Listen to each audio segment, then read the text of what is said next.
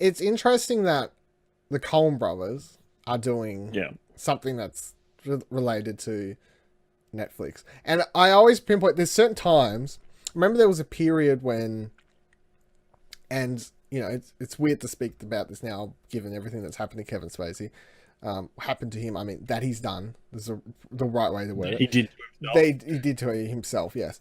But there was a period years and years ago when Netflix was first starting, when I'd point to things like, look, Kevin Spacey's in Netflix, like, take Netflix serious, you know what I mean? Trying to say that, look how big Netflix is going to be. Look at this House of Cards show with big actors and stuff like that. And now we're years later, of course, continuing, and more big actors continue to do stuff. But I'm still surprised every now and then when something like the Coen brothers, and I see Coen brothers and Netflix in the same sentence, I'm like, that's crazy world we live in.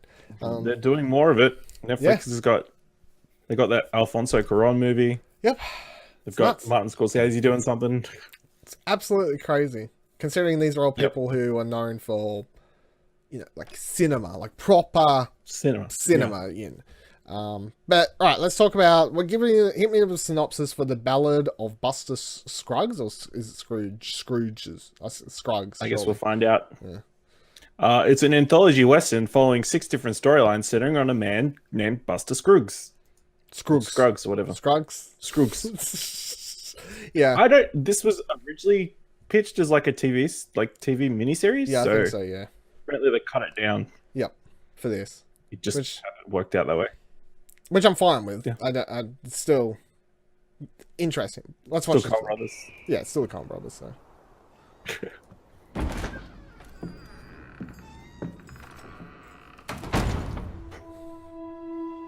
People are so easily distracted. So I'm the distractor with a little story. People can't get enough of them because, well, they connect the stories to themselves, I suppose. And we all love hearing about ourselves. So long as the people in the stories are us, but not us. This'll tell the tale.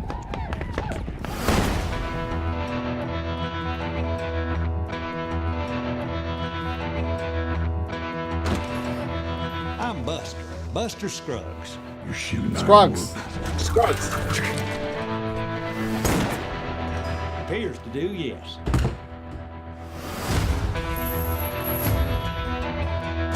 Do you have anything to say before sentence is carried out?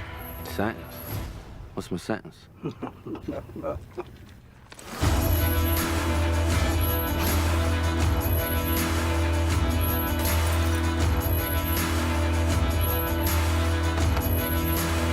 Things have a way of escalating out here in the West. My name is Ozymandias, King of Kings. That man is a wonder. Oh, we'll just have to see, won't we? They all appear to be shot. Crazy business.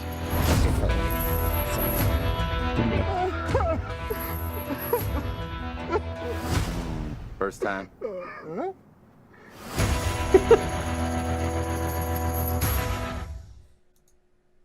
All I'm gonna say is I love Tim Blake Nelson in just about everything he's in. So this movie's 10 out of 10. Straight away. I'm sold. I just think there's something about his presence that he does like physical comedy really well in parts. And he's in one of my favorite Coen Brothers movies, which is I say that and then 100% forget the fucking name of it. George Clooney. Oh, brother, we're out there. Yeah, thank you. Oh, brother, we're out there. Yeah, that's the one. So I'm glad to see him back in a Coen Brothers thing that's it's not really the same time period, but similar as in olden days, I suppose, not like present period. Certain period.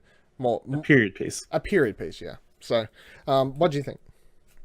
Yeah, I think it looks good. I'll be keen to see how it, like, anthology films are kind of weird, like, because they all, it's hard to, they need to all work sort of together. Yeah.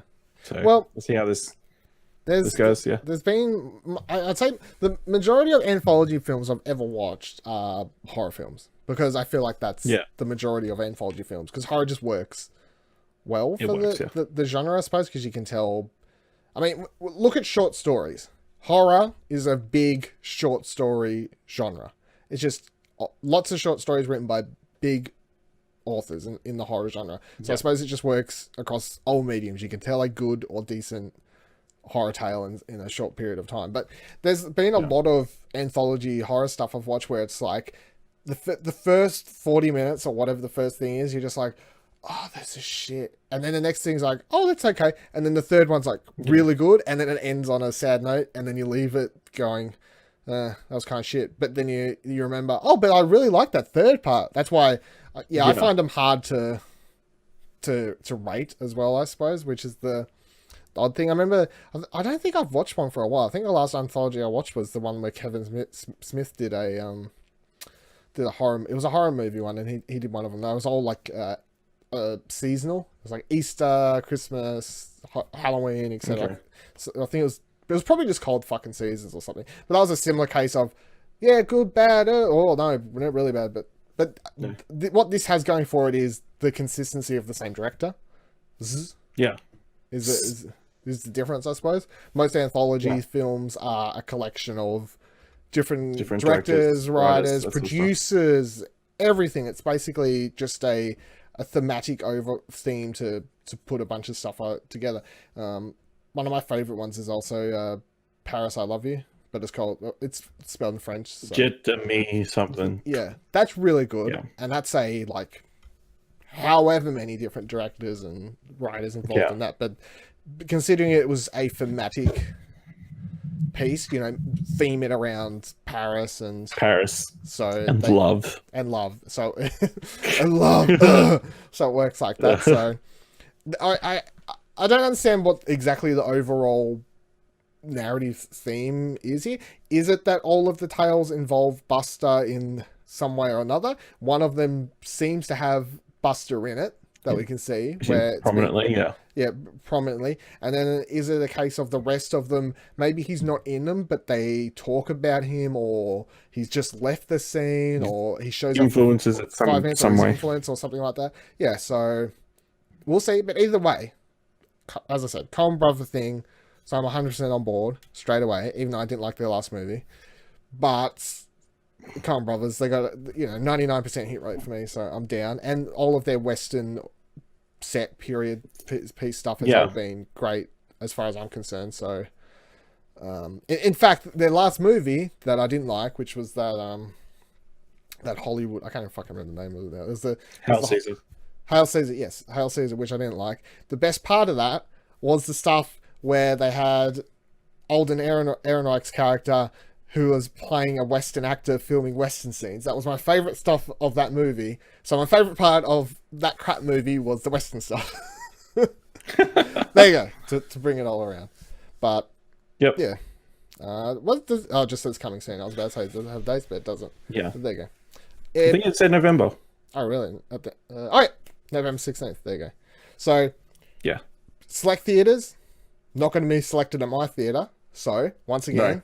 Thank you, Netflix, because now I can actually watch it on time and not have to wait and whatever else that would usually fuck me up in these certain scenarios. And this is another Annihilation situation where I'm like, thank you, because I wouldn't have been able to watch it otherwise. Would I prefer to watch this movie in cinema? Yes. But because I can't, quite happy to have it on Netflix. What are you going to rate it? I'll give it 2 thumbs up. Yeah. After everything I just said, 1 up, 1 down. Yeah. Yeah. It wasn't the greatest trailer. No, it was. Yeah. I feel like I'm a little bit biased because obviously I'm kind of going in soul and taking that into account and looking at the trailer and then walking out of it going, I didn't really understand everything. Like it didn't explain as I was talking about, is Buster and everything, what's the exact thematic ties. So that's why I'm like 1 up, 1 down. Because if I was just general moviegoer who the Coen name does nothing for me, I'd be like, what is? I mean, it's got James Franco. I love James Franco, I guess. So I'll go watch it. I assume that's my impression of general moviegoing audience. I don't know. Sure. That's the tying factor. But yeah, looking forward to it.